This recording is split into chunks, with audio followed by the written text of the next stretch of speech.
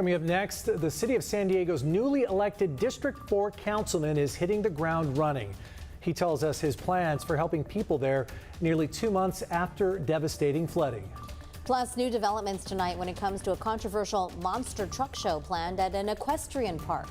And we go inside a new treatment facility in East County where they're turning wastewater into purified water. Tony Elliott, the San Diego police sergeant who was shot in the head, graduates from brain injury rehab. His inspirational message to you coming up in the Zevely Zone.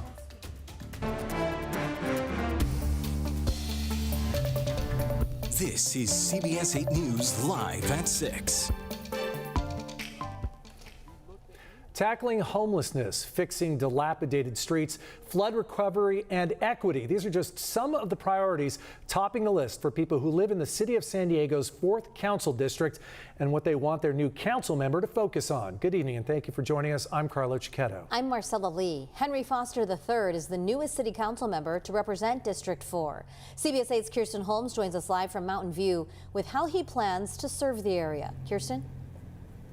Yeah, Foster's top priority is flood recovery, he says, and if you take a look behind me, you can see why. This is just one of the dumpsters in front of one of the homes here on 42nd Street, because this block is lined with dumpsters as this area of District 4 is still recovering nearly 2 months, like you said, Carlo, after the January 22nd storm.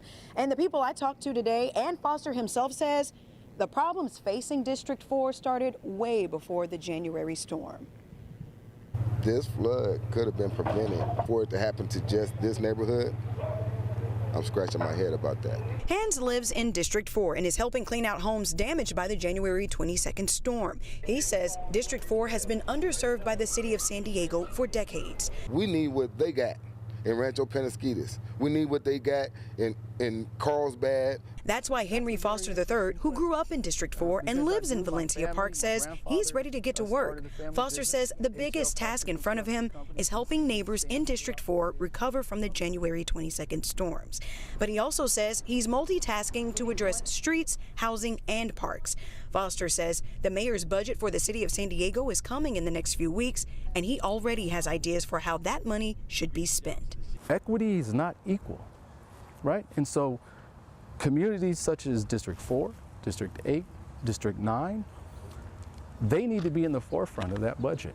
And when it comes to crime? There's this broad brush on our community that this is where crime happens. This is where bad things happen. But when you go through the statistics, it's the opposite.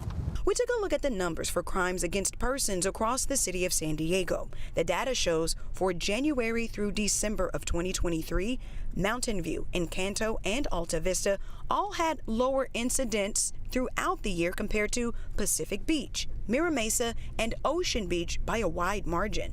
Foster says he also thinks we should have a strong city council, strong mayor balance of power at City Hall, and he's coming to fight for it.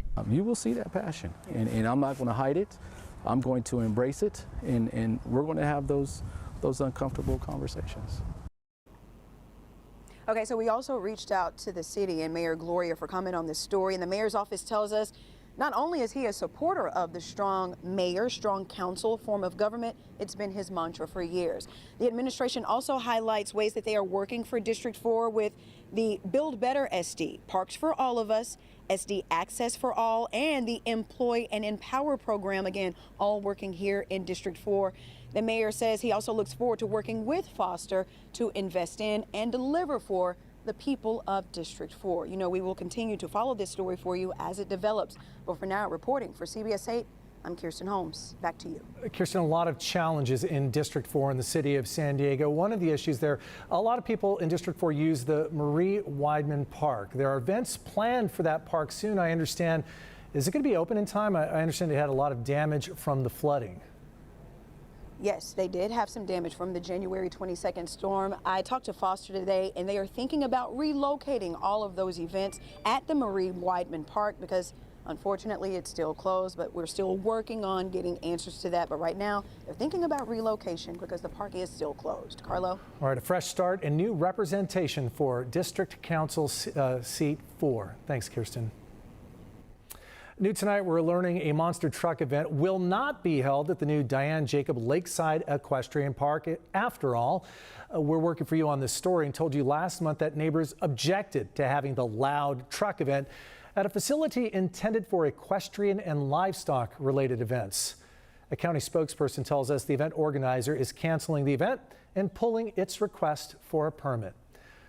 Right now in Orange County, 16 members of the sheriff's SWAT team were taken to the hospital after an explosion during an indoor training exercise. This happened early this afternoon at an FBI training facility in Irvine.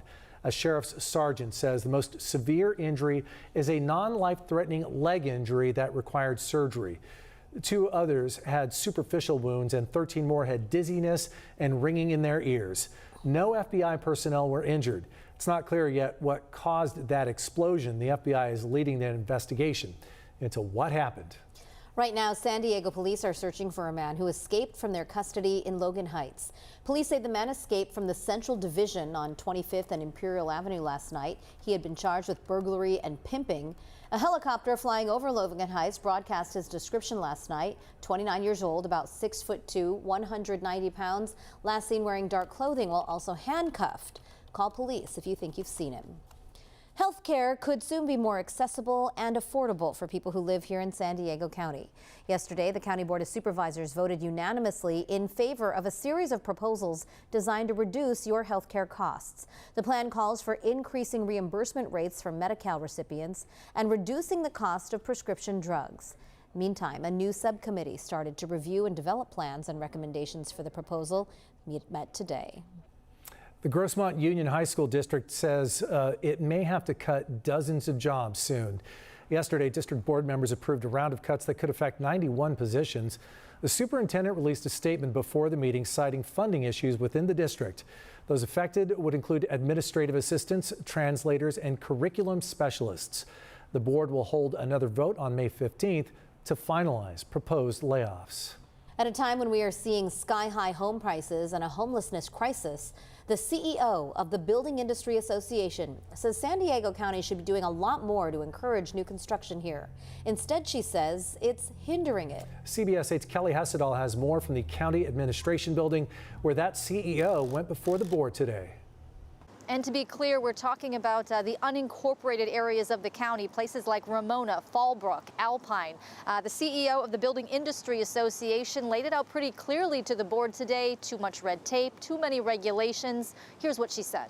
We know that this is a pro-housing board of supervisors, but the policies are preventing us from developing. We do not have any builders looking at the county to build at this time because we know that it is infeasible. And that was Lori Holt Filer. She points to numbers from the 2023 General Plan and Housing Element Annual Progress Report. Filer says last year, 57 building applications were approved. The majority of them were for ADUs. She also notes more than 1,200 permits were approved to start construction, but she says those were submitted years ago and it took a long time to get approval. Now, though the board acknowledged they're on target to meet some of their state housing requirements, they still have a lot of work to do. The majority of permits approved last year were for above-income housing. They said the numbers for moderate and low-income housing are still too low. So here's some of what was said by the supervisors. I'm very frustrated that this moderate, low, and very low remain just so far below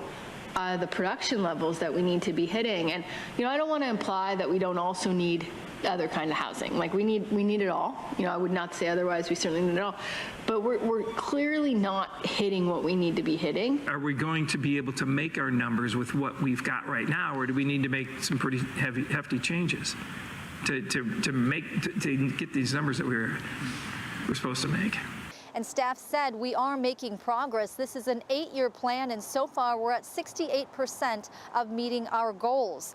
So a lot of numbers were thrown around today, but everyone seemed to agree when it comes to low-income, moderate-income housing, more needs to be done. Staff said this is a challenging thing, though. Most of the builders that we're dealing with are private developers who want to get market rate for what they're building. Kelly Hessedal, CBS 8. All right, Kelly, thanks. In LA, a landslide in Sherman Oaks damaged at least 3 homes and forced some people to evacuate. It all started around 3 this morning when firefighters responded to calls about a large portion of a hillside collapsing near 3 homes. Aerial images show several houses with structural damage to their foundation. So with the heavy rains that we got in February, that really saturate all the soil, and it still is recovering from that because the earth is like a sponge, so it can only hold so much of that rainwater. So we are very fortunate that the house that had the majority of the damage was the house that was under construction and nobody was in it at the time. And a little good news, no injuries were reported. Meantime, tonight, a new study from the Consumer Federation of America says more than 6 million U.S. homeowners do not have home insurance, meaning no protection from disasters. According to the study, uninsured property makes up nearly 7.5% of all properties in the nation. That's about $1.6 trillion in uninsured property. The problem also contributes to racial inequality. The study found Black, Hispanic, and Native American homeowners disproportionately lack coverage. When it comes to car insurance, rates have made their biggest jump in nearly 50 years. According to new Consumer Price Index data released yesterday, insurance rates are up nearly 21% nationwide in the last 12 months. The rise has been so severe that car insurance rates alone contributed 0.5 percentage point to the overall 3.2% inflation rate last month. Mexican airliner Valeris is celebrating its 18 years in the business. Today, the airline CEO Enrique Beltranena, along with San Diego travel and tourism officials, gathered at the Cross-Border Express terminal to celebrate the anniversary. Valeris is a low-cost airline based in Mexico City with operating bases across Mexico, including at the Tijuana Cross-Border Terminal.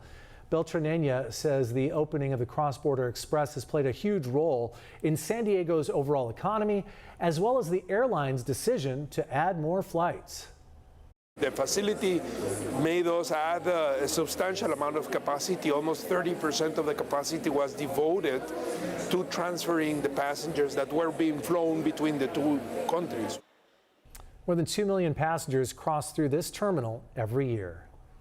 Still ahead tonight, the new facility turning wastewater into purified water. We take you inside. Plus, just how much of the plastic in your recycle bin actually gets reused. We verify. We're talking about the sunshine in the forecast for today. We're going to see a little bit more of that, but still with that breeze, it's just going to be in a different direction. I'll explain after the break. Giving diverse female students access to STEM.